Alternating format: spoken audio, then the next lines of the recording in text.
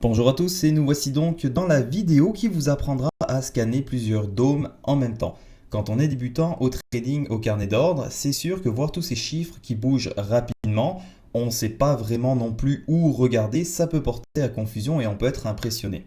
Alors, vous allez voir que fur et à mesure, avec le temps, votre œil et votre cerveau vont développer ces facultés qui vont vous permettre d'analyser en un coup d'œil et surtout de façon inconsciente.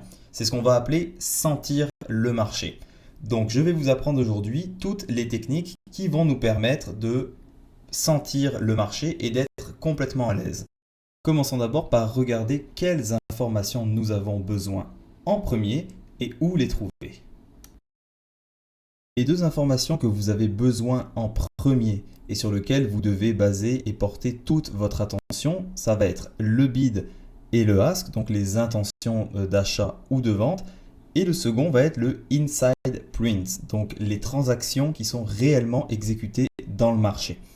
Alors ces informations-là, elles vont vous permettre en temps réel de savoir ce qui se passe dans le marché, savoir qui est en train de prendre le contrôle ou qui est en train d'attaquer l'autre. Donc c'est vraiment les deux informations sur lesquelles vous devez tout le temps focaliser. La première erreur à ne pas faire, c'est de vouloir mettre tous les dômes d'un coup. Vous allez commencer par mettre un seul dôme pour pouvoir pratiquer et habituer votre œil et votre cerveau à analyser les zones spécifiques qu'on vient juste de voir. Donc le bid, le ask et le inside print. Passons à présent à la technique qui va vous permettre de scanner les dômes de façon efficace. Alors pour ceci, vous devez concentrer vos yeux sur les deux premières cases du bid et les deux premières cases du ask. Par la suite, regardez le tape à l'intérieur, le inside print. Avec Jigsaw, vous avez l'occasion de pouvoir rajouter un petit visuel. Donc soit la case va être rouge saumon ou verte. L'indication que ça va vous donner, quand c'est vert, ça veut dire que le dernier contrat qui a été tradé a été fait au prix des acheteurs et donc un up tick, donc un tick plus haut.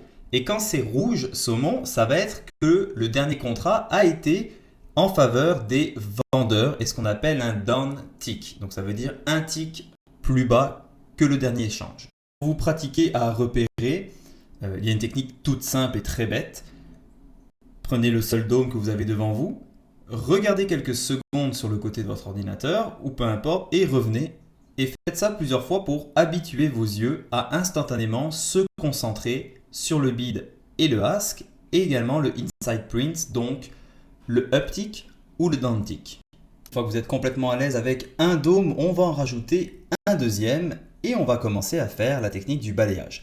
Donc, cette technique-là va consister à promener vos yeux de droite à gauche sur les dômes que vous avez devant vous pour aller chercher les informations primaires, le bid, le ask et le inside print.